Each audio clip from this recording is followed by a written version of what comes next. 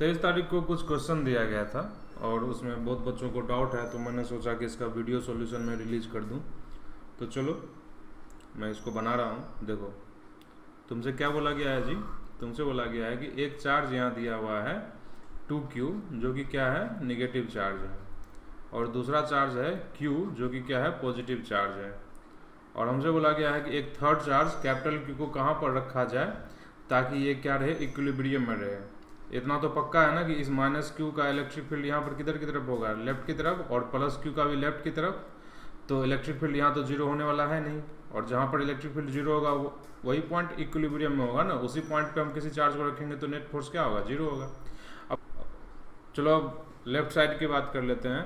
तो तुम्हें मैं बता चुका हूँ कि कभी भी क्या होगा, -2Q का जो इलेक्ट्रिक फील्ड होगा वो कम नहीं होगा, और हमेशा क्या होगा, उसका ज़्यादा होगा। तो कभी भी यहाँ का जो इलेक्ट्रिक फील्ड होगा वो किधर की तरफ होगा, राइट डायरेक्शन में होगा, क्योंकि -2Q से उस पॉइंट का डिस्टेंस भी कम होगा और -2Q चार्ज का मैग्नीट्यूड भी क्या है, ज़्यादा है। तो इस हिसाब से ना तो लेफ्ट में ना ही मिडिल रीजन में इलेक्ट्रिक फील्ड जीरो होगा, तो होगा कहाँ पे, राइट रीजन में इलेक्ट्रिक फील्ड जीरो होगा।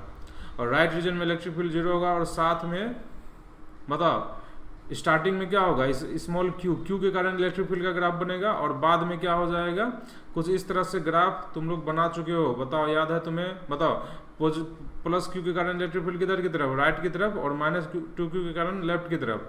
तो ग्राफ कैसा बनेगा, शुरू में +Q के कारण, तो बताओ ऐसे आएगा ग्राफ, ये स्ट्रेट लाइन हो गया, ऐसा नहीं आएगा, ऐसा कर्व टाइप से आता है, कर्व टाइप से, और फिर ऐसे जाता है। बोलो याद है तुम्हें? याद होगी ये बात? अब देखो, अब मैं क्या करने जा रहा हूं, देखो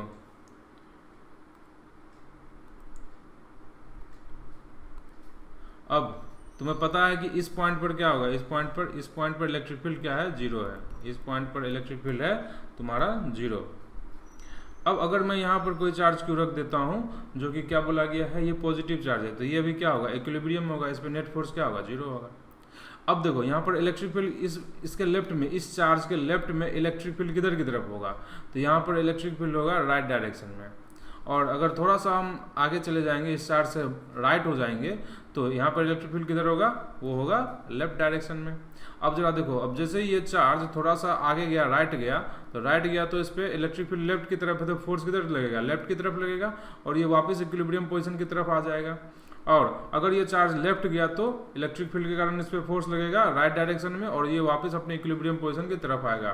तो इसको हम क्या कह सकते हैं कि ये स्टेबल इक्विलिब्रियम में है, ये स्टेबल इक्विलिब्रियम में है। ठीक है, ये बात क्लियर है?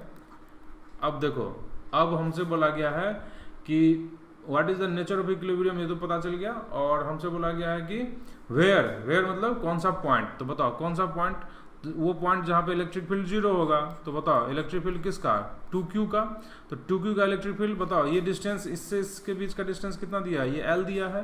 तो मान लेते हैं वो जो पॉइंट है वो कितना दूर है, x डिस्टेंस दूर है, तो क्या लिखेंगे, L + x का होल स्क्वायर बराबर, बोलो क्या हो जाएगा, KQ/x²।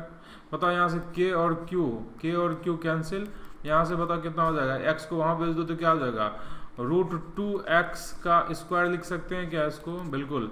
और ये हो जाएगा L + x का स्क्वायर। तो बताओ यहाँ से स्क्वायर और स्क्वायर हम हटा देंगे, ये हो जाएगा √2x = L + x। तो बताओ यहाँ से कितना हो जाएगा, √2 - 1 × x = L, तो x = L/√2 - 1। देखो ये हुआ पहले क्वेश्चन का आंसर। क्या ये बात क्लियर है? चलो अच्छी बात है, कमेंट बॉक्स में ज़रूर लिखें कि क्लियर हुआ या नहीं हुआ। चलो अब अगले सवाल की हम बात करते हैं। तो अगला सवाल है कुछ इस तरह से, E और R का ग्राफ खींचना है, और दो चार्ज यहाँ दिए हुए हैं। ये मैं क्लास में करवा चुका हूँ इस तरह का ग्राफ, फिर भी चलो मैं बता देता हूँ। बताओ क्या हो जाएगा अगर इस तरह से तुम्हें दिया गया है, क्या, बोथ आर पॉजिटिव चार्ज, तो ये Q मैं क्लास में बता चुका हूँ, तुम वीडियो लेक्चर में जाके देख सकते हो।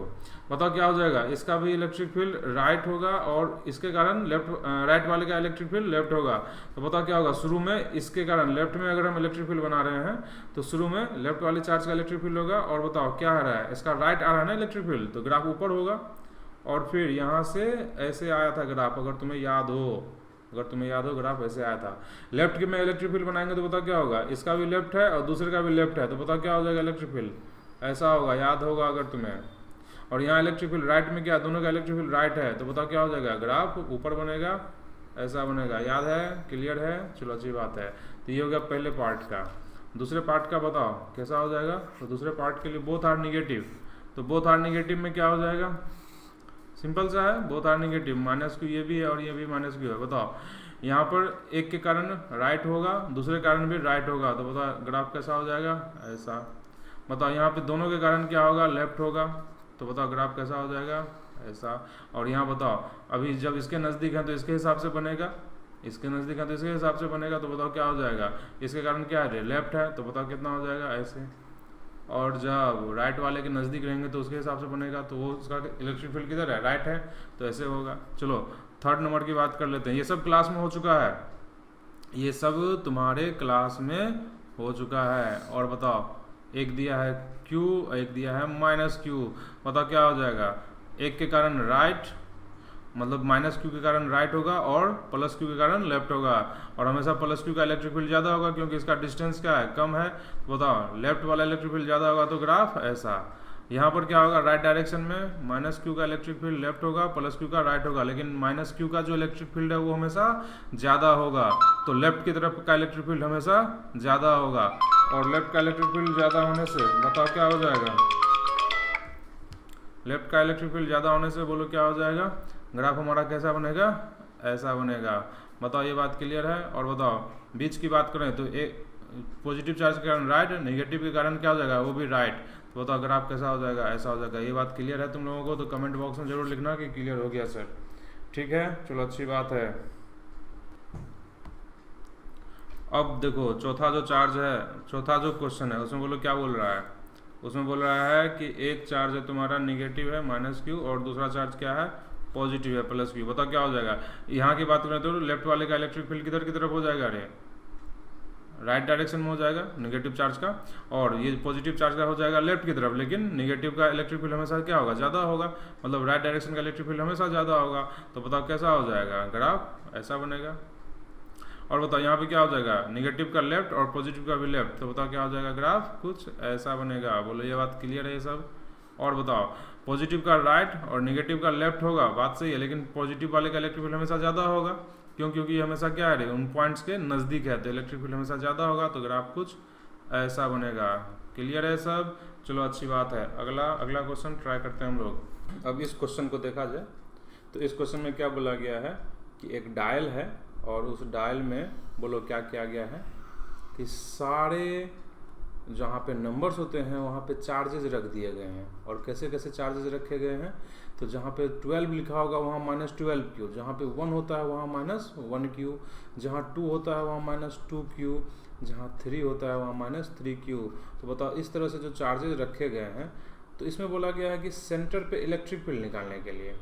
तो देखिए ज़रा ध्यान से, पूरा डायग्राम बनाने की ज़रूरत नहीं पड़ेगी। क्यों, क्योंकि देखिए जैसे अगर ये सेंटर है तो देखो सेंटर के ऊपर देखो और नीचे देखो, तो ऊपर क्या है -12Q और नीचे कितना है -6Q। तो बताओ एक दूसरे का इलेक्ट्रिक फील्ड कैंसिल करके हम कह सकते हैं ना कि ये -6Q यहाँ से हटा दिया जाए और यहाँ -12Q की जगह कितना ले लिया जाए, -6Q। उसी तरह से यहाँ -1Q होगा, इसके सामने कितना होगा, -7Q होगा। तो हम कह सकते हैं कि इन दोनों में से -1Q को यहाँ से हटा दिया जाए और यहाँ से -7Q को हम क्या लिख देंगे, -6Q लिख देंगे।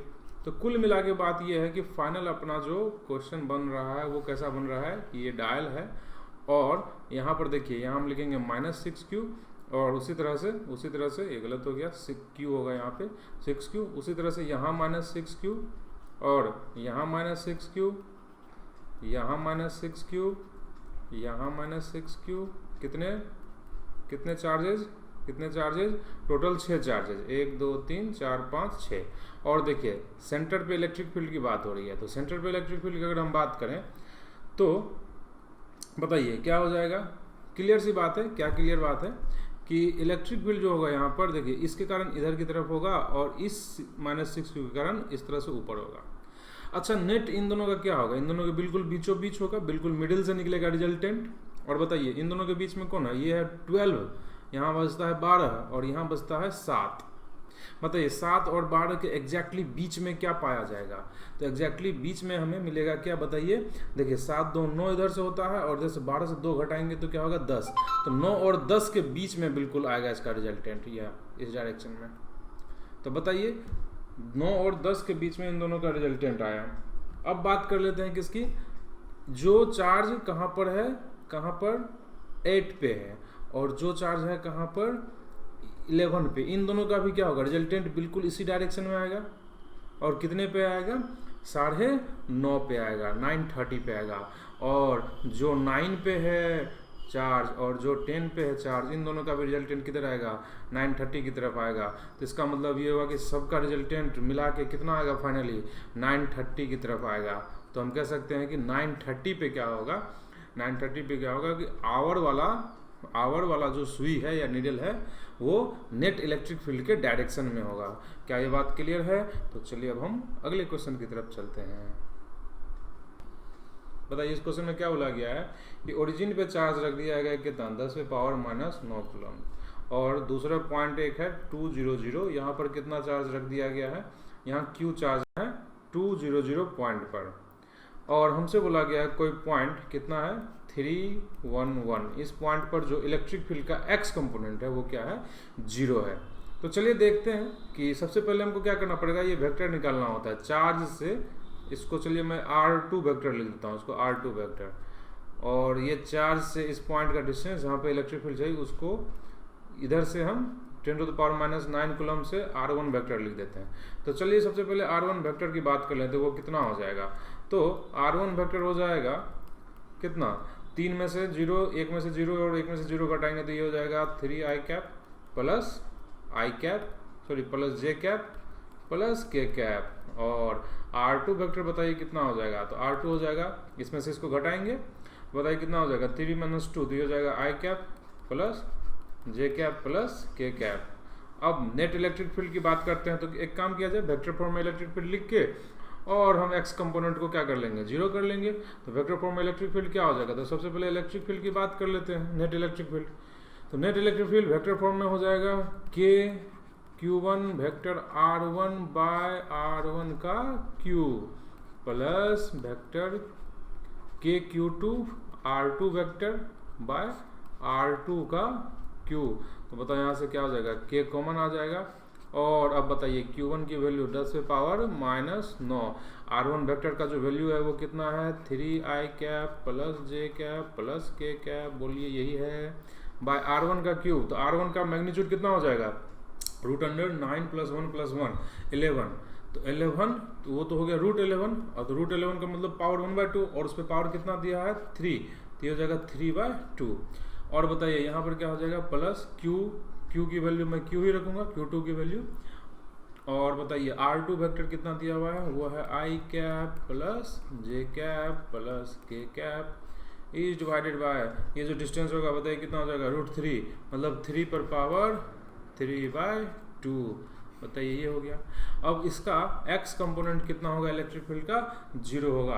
तो हम इसमें से x कंपोनेंट सिर्फ निकाल के इक्वल टू क्या कर देते हैं, 0 कर देते हैं। तो बताइए जब हम इक्वल टू 0 कर रहे होंगे तो जो कॉमन है k वो तो कैंसिल होकर 0 हो ही जाएगा, बचेगा कौन, तो बचेगा यहाँ पे 10⁻⁻19 इंटू 3i और नीचे कौन है 11 पर पावर 3/2, और ये हो जाएगा plus q i cap by 3 पर पावर 3/2 इक्वल टू हमको क्या करना है, 0 करना है। बताइए अब हम क्या कह सकते हैं, तो हम कह सकते हैं कि q की वैल्यू मैं उसको उधर ले जाता हूँ, तो बताइए क्या हो जाएगा, q = 3 to the power 3/2 को मैं ऊपर ले लूँगा, तो ये हो जाएगा 3 × 10 to the power -9, एक्चुअली 19 नहीं है 9 है, एक्चुअली 9 है ये, सॉरी 9 है, तो -3 × 10 to the power -9, और ये हो जाएगा 3/11 पर पावर 3/2।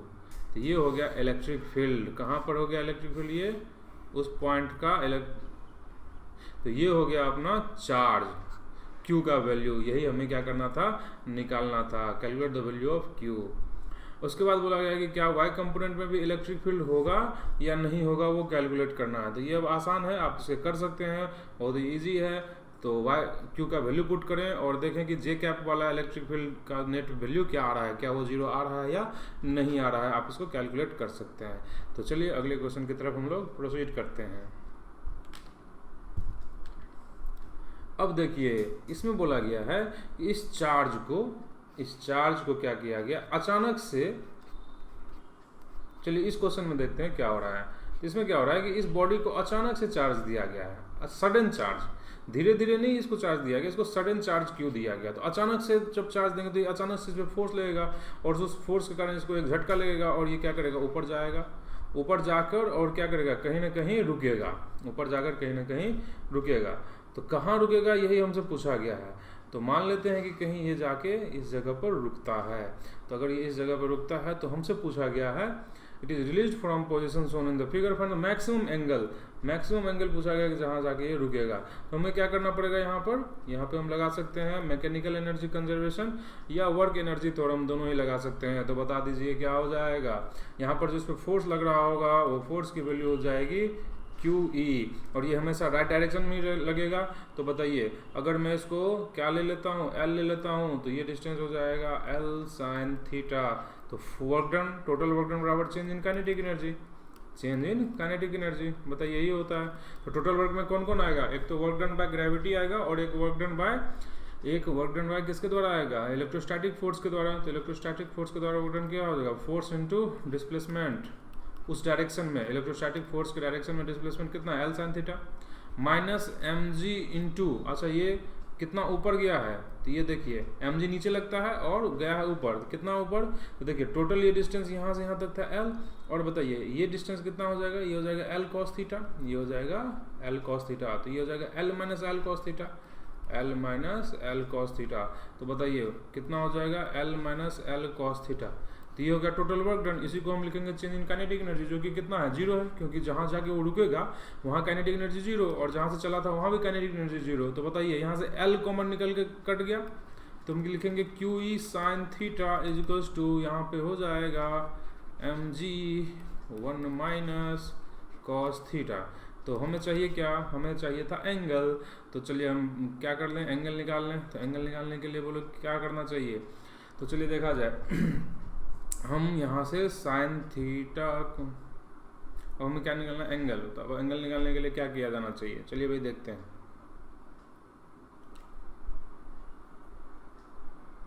इसको ऐसे लिख सकते हैं QE into 2 sine theta by 2 cos theta by 2 बराबर mg। अच्छा बताइए 1 माइनस कॉस 2 थीटा का फॉर्मूला होता है 2 कॉस स्क्वायर थीटा माइनस 1। तो हम इसको लिख सकते हैं 2 कॉस cos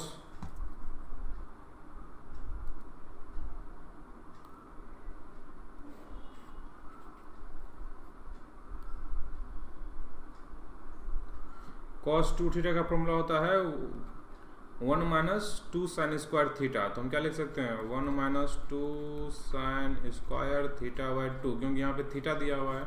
तो बताइए अब यहाँ से क्या लिख सकते हैं, बताइए ये हो गया QE into 2 sine theta by 2 cos theta by 2 equals to, यहाँ से क्या हो जाएगा, देखिए 1 1 कैंसिल, तो यहाँ कितना हो जाएगा 2mg plus 2mg sine square theta by 2। तो बताइए यहाँ से एक साइन थीटा बाई 2 एक साइन थीटा बाई 2 कैंसिल, यहाँ से 2 और 2 भी हो जाएगा कैंसिल। और देखिए कॉस थीटा बाई 2 को नीचे डाल देंगे तो क्या हो जाएगा, ये टैन थीटा बाई 2। और बताइए टैन थीटा बाई 2 को हम क्या लिख सकते हैं यहाँ से, तो यहाँ से हो जाएगा ये QE बाय mg। तो बताइए यहाँ से हम अब कह सकते हैं कि थीटा की वैल्यू कितना हो गया, थीटा का वैल्यू हो गया 2 tan inverse QE by mg। तो ये हो गया आपका फाइनल आंसर। चलिए क्लियर है ये बात। चलिए अगले क्वेश्चन की तरफ चलते हैं। अब देखिए बोला गया है एक particle of mass m and charge q, इसको मतलब दिया गया है कि एक स्फीयर है और ये सॉलिड स्फीयर है। तो सॉलिड स्फीयर में क्या होता है जी, इसमें जो इलेक्ट्रिक फील्ड होता है वो सेंटर से अवे रेडियल डायरेक्शन में होता है और कितना होता है इलेक्ट्रिक फील्ड का वैल्यू वो होता है KQR बाय RQ होता है, जहाँ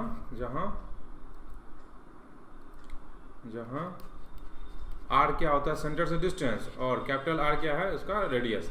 अब जो भी चार्ज यहाँ से किसी x डिस्टेंस पर होगा तो उस पर जो फोर्स लग रहा होगा, जो कि निगेटिव चार्ज है ना, निगेटिव चार्ज पर फोर्स लग रहा होगा किधर की तरफ, सेंटर की तरफ, और कितना QE, तो ये हो गया अपना फोर्स। या ऐसे को हम क्या कर सकते हैं, रीस्टोरिंग फोर्स, क्योंकि ये सेंटर की तरफ लग रहा है और सेंटर इक्विलिब्रियम पोजीशन है, क्योंकि इक्विलिब्रियम पोजीशन पे इलेक्ट्रिक फील्ड 0 है तो फोर्स भी क्या होगा 0।